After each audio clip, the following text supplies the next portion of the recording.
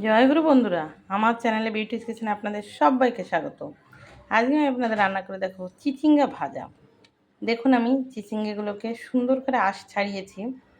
এর একটা উপরে লেয়ার থাকে, সবুজটা সুন্দরভাবে উপরে ইয়েটাকে ছাড়িয়ে নিতে, সবুজটাকে ফেলে দিতে হয় বটি দিয়ে।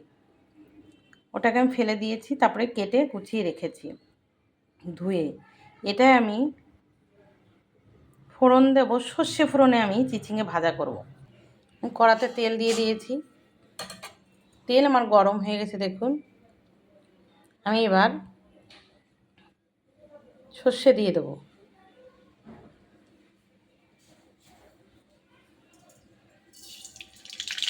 সর্ষে ফোড়ন দিয়ে দিচ্ছি।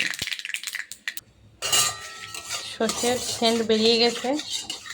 আপনারা তো সেন্টটা পাবেন না, যেহেতু আমি রান্না করছি। সেন্টটা খুব সুন্দর বেরিয়েছে সর্ষে ভাজা। আমি এবার যে ধুয়ে রাখা চিচিঙ্গাগুলো আমি দিয়ে দেবো।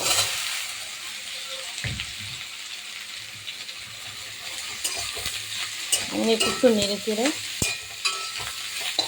তেলটার সঙ্গে সুন্দর করে চিচিঙ্গাগুলো জড়িয়ে দিলাম একদম তেলের সঙ্গে। এবার আমি দিয়ে দেবো লবণ, হলুদ দিয়ে দেবো। লবণ পরিমাণ মতো লবণ দেবেন। দিয়ে দেবো হলুদ।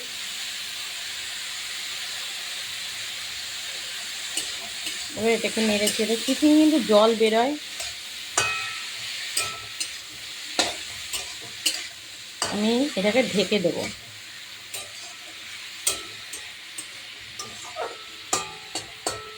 আমি দিয়েছি এর ভিতরে কাঁচা লঙ্কা, গোটা কাঁচা লঙ্কা দিয়ে দিয়েছি। দেখো বন্ধু, আমি একবার ঢেকে দিয়েছিলাম। বেশি সময় ঢাকা লাগে না, 5-7 মিনিট ঢাকলেই হয়ে যায়, সেদ্ধ হয়ে যায় চিচিঙ্গা একদম কচি। এবারে যে আমি নেড়ে চেড়ে হয়ে গেছে প্রায় ভাজা। দেখুন আমি একটু নেড়ে চেড়ে একটু ভাজা ভাজা হবে, নামিয়ে নেব। এটা এত সময় ঢাকা ছিল অল্প আঁচে। এবার গ্যাসের জালটাকে বাড়িয়ে দিয়েছি,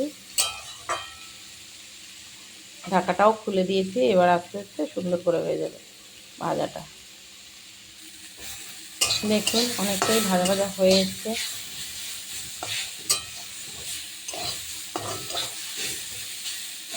এবার আমি আর একটু হলেই আমি এবার নামিয়ে নেব।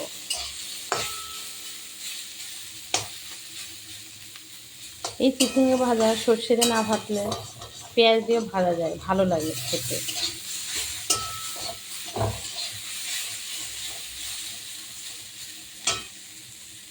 তো হয়ে গেছে, এবার আমি নামিয়ে নেব।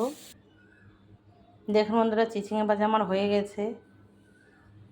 তো এভাবে কিন্তু আপনারা সর্ষে দিয়ে চিচিঙ্গা ভাজা করে একবার খেয়ে দেখবেন, খেতে কিন্তু ভীষণ ভালো লাগে।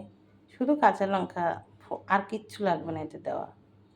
তো আমার এই রেসিপিটা যদি ভালো লেগে থাকে তাহলে please please please like, share, comment করতে কিন্তু ভুল করবেন না। আর সাবস্ক্রাইবটা করে দেবেন। জয় গুরু।